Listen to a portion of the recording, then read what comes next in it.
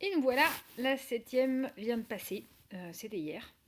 Et bien 7, il n'en reste plus que 5. Donc deuxième moitié entamée. Bon, psychologiquement, c'est toujours difficile d'y aller. En revanche, et bien physiquement, je suis assez étonnée de cette 7e. Bon, là, il y a 15 jours, j'avais un peu joué et puis j'avais un peu perdu quand même parce que j'avais pas voulu prendre l'antivomitif et tout. Et là, bon, j'ai dit, je vais pas recommencer parce que ça m'a quand même bien fatiguée après. Donc du coup j'ai pris l'antivomitif, j'ai pris tout bien, j'ai fait tout sage. Et quand je suis arrivée, ils n'avaient pas commencé à mettre le produit, je crois qu'elle m'avait branché le magnésium et j'ai eu une nausée. Donc j'ai dit oh merde. Et donc l'infirmière m'a mis du Zofrène et c'est vrai que j'ai pas eu de nausée de toute la journée. Alors ce qui a pu aider aussi c'est que j'avais commencé l'acupuncture, donc c'était quelque chose que j'avais en projet. Et puis, moi, je voulais vraiment quelqu'un de sérieux et tout ça. Donc, j'ai fini par trouver quelqu'un de compétent. Et j'ai fait une séance juste avant. On a aussi bossé sur les nausées, donc ça a pu aider. Évidemment, à force de faire des trucs, on ne sait plus trop ce qui joue, mais je pense que c'est un ensemble de choses. Je vais vous faire deux, trois petites justement remarques sur mon état par rapport à des choses que j'ai changées, que j'ai modifiées et quelles ont été les conséquences. Ce que j'ai rajouté aussi, c'est que je me suis trouvé des bracelets d'acupressure. Donc en fait, 3 doigts en dessous de votre poignet ici. Si je fais 3 doigts plus un en fait, à peu près, donc là il est un peu descendu peut-être. 3 doigts plus un, vous tombez sur le point d'acupressure qui permet d'éviter les nausées, que ce soit n'importe quelle nausée en fait, nausée de chimio ou nausée de voiture ou nausée de femme enceinte. Et je les ai portés toute la journée d'hier, je les ai même gardés cette nuit, je me suis même pas rendu compte. Je les ai enlevés pour prendre ma douche et puis hop, je dis oh bah tiens je vais les relaisser. Donc voilà, donc du coup ça aussi c'est un petit truc que j'ai trouvé en pharmacie, ça s'appelle 6 bandes, ça vaut je crois 12 euros. Voilà. Bon, l'avantage c'est que du coup le point est stimulé, vous n'avez pas à vous le stimuler vous-même et il est stimulé en permanence. Conseillez de le mettre le matin avant de partir à la chimio et puis de les garder, voilà, de les garder le plus possible. Euh, donc ça, je voulais vous montrer aussi, puis après je parlerai d'autres choses, mais j'avais cité, comme je suis chez moi là, cette fois-ci par rapport à la dernière fois que j'étais à mon bureau, ce bouquin de Nicole et Gérard de Lépine, Cancer, les bonnes questions à poser à votre médecin, bon, qui est un peu vieux, j'avais dit, je l'ai acheté d'occasion, etc. Alors, il ne parle pas de tous les cancers, il ne parle pas de tous les traitements, bien évidemment. Cela dit, si ça vous intéresse, n'hésitez pas à m'envoyer un petit commentaire et je vous répondrai s'il y a des infos sur ce qui vous concerne. Le cancer du sein, ça c'est sûr. Côlon, c'était pas très très développé. Je crois qu'il y a de mémoire cancer de la prostate aussi. Et voilà, je regarderai en même temps. Voilà, cancer, on a quoi? Cancer du poumon, cancer de la prostate, cancer du rein et cancer du sein. Voilà. Donc si vous voulez les infos, n'hésitez pas, avec plaisir, je vous les donne. J'avais parlé aussi de mon shampoing, et on va parler des cheveux, ça tombe bien, donc qui s'appelle Célongénine. Alors ça allait un peu mieux au niveau des cheveux. Et puis là, pardon, là j'ai eu petite baisse de, j'ai reperdu une petite touffe. Alors, ça se voit pas trop, j'en ai encore, etc. Mais ils sont très très fins. Voilà, c'est quand même pas top top. Du coup, j'anticipe un petit peu parce que comme je suis face au public et surtout à des enfants, j'ai pas envie de les recevoir la boule à zéro. Et je suis tombée, enfin plutôt on m'a donné une info. Ça s'appelle Crabette. Voilà. Et donc, c'est justement des turbans, des postiches, il y a de tout, mais de seconde main. Donc, des personnes qui ont fini leur traitement et qui revendent à des prix, mais alors défiant toute concurrence. J'ai regardé, j'ai trouvé des trucs qui pouvaient m'intéresser. Donc, à ce prix-là, je vais tester parce que j'ai une toute petite tête, donc un turban, je vois pas trop comment je vais pouvoir le mettre, mais bon, on verra bien et je vous dirai quand je les aurai reçus. On m'a parlé aussi de Entre nous avec un e.com. Voilà, qui fait des turbans. Et puis bon, après, vous avez les sites habituels. Voilà. Donc, les cheveux, pourtant, je continue le ricin, etc. J'ai eu un gros coup de fatigue quand même suite à la 6e séance. Alors, gros coup de fatigue que j'évalue dû à différentes choses. La première, j'en fais pas mal, c'est vrai, je reconnais, mais bon, c'est un peu dans ma nature et je sais pas trop m'arrêter. J'ai beaucoup travaillé, je finis tard, je me suis mise à la batterie et du coup, c'est des cours le soir un peu tard. Je dors peut-être pas assez, etc. Et surtout, alors quand même, ça pour moi c'est important, c'est vrai que j'ai mangé moins cru ces derniers jours. D'abord parce que j'en avais un peu moins envie vu les températures. Mais bah oui, je sais que chez moi, l'alimentation crue, vivante, me donne beaucoup d'énergie. Donc voilà, donc j'ai bien analysé, j'ai peut-être aussi fait plus d'écart que j'en fais d'habitude.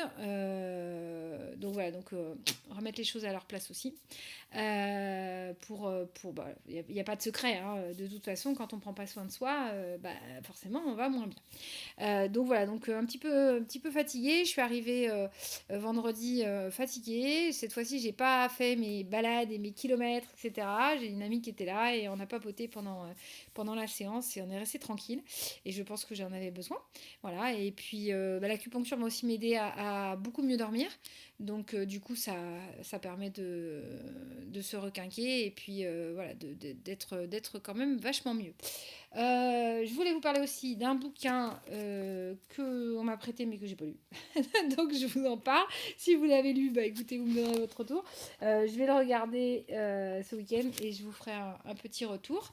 Voilà, grosso modo, on en est là.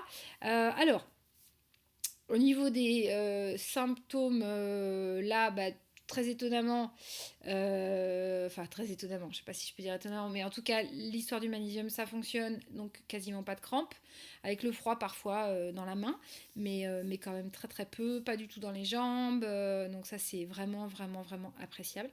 Les picotements, mais qui diminuent au fur et à mesure des jours, donc en général, entre la réflexo, l'acupuncture et puis les compléments que je prends, ça va beaucoup mieux. Je répondais à un message qu'on m'a fait où l'acupuncteur m'a aussi complémenté en homéopathie et c'est censé jouer sur ça, donc bah, ça marche plutôt bien. Pour les nausées, parce que j'ai souvent des nausées après, j'ai pris donc Nux Vomica marchait pas du tout pour moi, Colchicum automnal en 9CH, mais bon, n'hésitez pas à vous faire conseiller. Surtout, j'ai deux noms d'homéopathes si vous avez besoin. Voilà. Et donc ce matin, bah, j'ai pu aller marcher. Je suis allée faire mon marché en marchant. Donc attention par contre à la température évidemment, hein, parce que dès qu'il fait froid, donc là j'envisageais de me racheter des chaussettes en laine pour cet hiver. Et puis évidemment un bonnet, un chapeau, quelque chose pour garder la chaleur et des gants pour éviter justement toutes ces sensations désagréables de picotement, hein. Chez le marchand de fruits, j'ai dû lui demander de choisir mes fruits parce que moi je pouvais pas les toucher parce qu'en fait j'avais pas le ressenti, donc voilà, mais bon c'est pas grave, hein, voilà, on fait avec. Donc globalement une séance qui se passe plutôt bien. Donc j'ai pas vu mon oncologue cette fois-ci, j'ai vu un autre. Bon, ils en ont rien à foutre, hein, que vous alliez bien, pas bien, de ce que vous faites pour aller bien. Ils s'en foutent complètement en fait. Même si vous leur dites, voilà, moi je vérifie toujours que le magnésium soit mis. Là pour le coup, ça faisait un moment que j'avais mon oncologue. Lui, il m'a même pas demandé. Voilà, on n'a pas parlé du magnésium, il ne l'a pas évoqué et tout ça. Et puis donc moi, mon agenda, il est organisé comme du papier à musique parce que comme je continue à travailler, il faut que je sache quand est-ce que je fais mes séances. Et donc, je ne sais pas s'il m'a donné la date, j'avoue que j'ai pas fait attention. Puis quand il me l'a donné, moi j'ai pensé que c'était tous les 15 jours, donc c'est programmé tous les vendredis. Au moment de partir, eh ben non, il m'avait collé ça un mardi. Donc je dis non, ça va pas être possible, non, on va redécaler et on va bien mettre le vendredi comme d'habitude parce que mardi c'est pas possible. Donc voilà, donc à ce niveau-là, c'est vrai que je comprends hein, les gens qui travaillent pas pendant leur traitement et tout, si ça leur fait du bien, ils ont vraiment raison. Moi perso, bon, ça me va bien de travailler, mais par contre du coup, entre ça, le travail, les soins annexes et tout ça, il y a des moments, c'est pas toujours facile de trouver des créneaux, et notamment pour faire les scanners, les IRM, les machins, tous les trucs qu'on nous demande de faire. Donc là, j'ai eu un petit souci avec mon oncologue qui m'avait pas écouté et qui n'avait pas entendu que j'avais changé le rendez-vous du scanner. mais que du coup, il fallait changer le rendez-vous parce que avec elle, puisqu'en fait, c'est son secrétariat qui avait pris les deux. Alors, elle m'avait collé le scanner à 14h et le rendez-vous à 16h. Je devais quand même rester près de 3 heures à l'hôpital. J'ai autre chose à foutre, très honnêtement. C'est pas des lieux que j'apprécie particulièrement, donc j'ai pas envie d'y rester aussi longtemps. Et il se trouvait qu'il m'avait mis ça sur une journée où moi j'avais déjà des rendez-vous, donc c'était pas possible. Donc j'ai déplacé le scanner, parce que ça c'est vaut mieux que ce soit vous qui le fassiez. Et puis après, il a fallu essayer d'avoir le secrétariat de l'oncologue, ce qui n'a pas été facile. Et puis à un moment donné, j'ai oublié, et donc du coup, j'ai raté le rendez-vous. Et, je me suis fait taper sur les doigts par l'oncologue. Vous n'êtes pas présenté, mais je vous l'avais dit que j'étais pas dispo et j'arrivais pas à joindre votre secrétariat. Bref. Donc en conclusion, scanner le 8 décembre.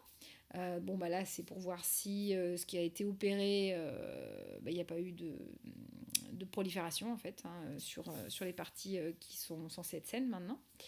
Et puis rendez-vous après avec l'oncologue. Donc moi après j'enchaîne en plus avec une échographie de la thyroïde et un IRM pelvien. Donc comme ça c'est la totale. Voilà, ça devrait. Alors tout ça parce qu'il y avait eu des trucs qui étaient sortis au TEPSCAN tout avant le traitement. Bon, on verra bien de toute façon. Donc voilà, sur les rendez-vous, n'hésitez pas à dire que vous n'êtes pas OK, vérifiez les dates de chimio. Enfin voilà, c'est vraiment, faut être présent. Hein. La dernière fois, moi je suis partie avec le cathéter donc fermé. Enfin voilà, il y a vraiment, faut pas se laisser faire en se disant tout va bien se passer, on me prend en charge. Ouais, non, c'est quand même bien d'être bien présent à ce qui se passe et de poser les questions et de vérifier parce que sinon on a des surprises. Voilà pour ce qui est de tout ça. Écoutez, en tout cas, moi, je voulais vous dire merci. Merci à tous ces gens qui envoient des petits messages. Et moi, j'envoie la même chose. Je vous envoie plein d'énergie parce que je suis assez effarée, en fait, finalement, de me rendre compte qu'il y a quand même beaucoup de gens qui sont passés par cette expérience, au moins une fois dans leur vie. Donc, en espérant que ça ne soit qu'une fois. Donc je ne sais pas si c'est vraiment une augmentation des cancers ou est-ce que c'est une augmentation des tests et que du coup avec tous les appareillages qu'on a et qui sont tellement sensibles, on voit plus de tumeurs qu'on n'aurait peut-être pas vues à un moment donné et qui n'auraient peut-être pas été traitées. Mais je pense quand même que même si ça peu importe parce qu'après chacun fait son choix de se faire traiter ou pas, mais si vous vous faites traiter, c'est quand même vachement important de vivre cette période avec le plus de présence possible. Présence à vous-même, dans l'écoute de votre corps, dans le respect de ce corps qui vous tient, donc par votre alimentation, par les soins annexes si vous pouvez en faire, et vraiment une invitation à essayer de privilégier des choses quand même naturelles pour vous aider. Enfin moi je sais qu'en tout cas j'ai envie de dire les résultats sont là. Honnêtement, je pense que je prends soin de moi depuis des années, mais ça faisait longtemps que je ne prenais pas autant soin de moi, c'est-à-dire vraiment d'externaliser en fait finalement ce bien-être et de demander de l'aide en fait, tout simplement, et du soutien, et voilà. Donc après il y a plein de choses, il y a plein de choses qui peuvent vous parler, plein de choses qui vous parlent pas.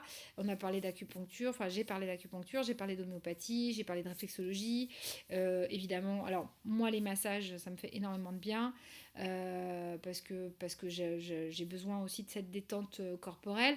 Après j'ai une activité physique quand même, hein. Je fais du yoga tous les jours, je donne un cours de gym, donc j'ai quand même une activité, ce qui m'a permis de maintenir et de récupérer surtout ma force musculaire. Je pense que ça aide aussi avec la perte de poids de ne pas ressembler à un raisin sec, avec la peau toute ripée là, même si mais bon c'est comme ça, hein, voilà, il y a l'âge aussi qui rentre en compte.